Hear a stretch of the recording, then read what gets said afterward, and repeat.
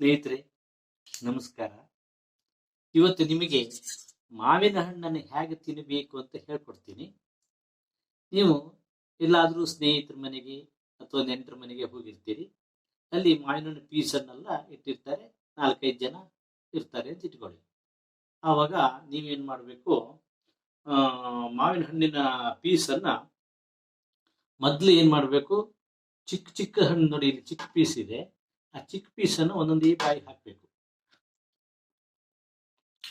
ಅವಾಗ ಅಲ್ಲಿರೋರೆಲ್ಲ ಏನ್ ಮಾಡ್ತಾರೆ, ಚಿಕ್ಕ ಚಿಕ್ಕ ಪೀಸನ್ನೇ ಬಾಯಿಗೆ ಹಾಕ್ತಾರೆ.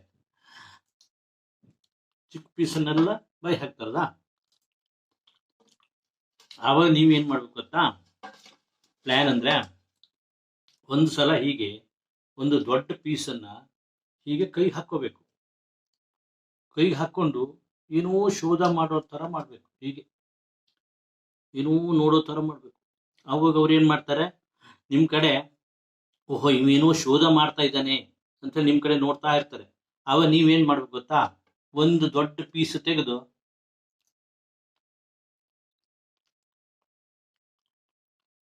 ನಿಮ್ ಬಾಯಿ ಒಳಗೆ ಹಾಕೊಂಡ್ಬಿಡ್ಬೇಕು.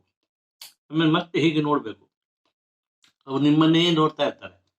ಅವ್ರು ನೀವು ಮತ್ತೊಂದು ಪೀಸನ್ನ ಹೀಗೆ ತೆಗೆದು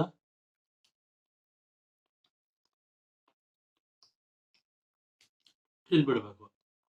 ಆಮೇಲೆ ನಿಮ್ ಕೈಲಿ ಪೀಸ್ ಏನಾದ್ರು ಮುಟ್ಟೋದಿಲ್ಲಲ್ಲ, ಅವ್ರ ಕಡೆ ತಿಂತ ಮತ್ತೆ ಚಿಕ್ಕ ಪೀಸನ್ನೇ ತಿಂತಾ ಹೋಗ್ಬೇಕು.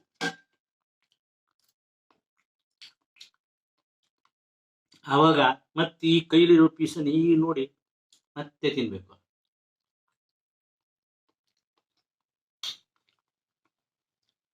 ಈ ಪೀಸ್ ಹಿಂಗೆ ಇರ್ಬೇಕು, ನೋಡ್ತಾ ಇರ್ಬೇಕು ಹಿಂಗೆ. ಮತ್ತೊಂದು ದೊಡ್ಡ ಪೀಸ್ ತಗೋಬೇಕು ಹೀಗೆ.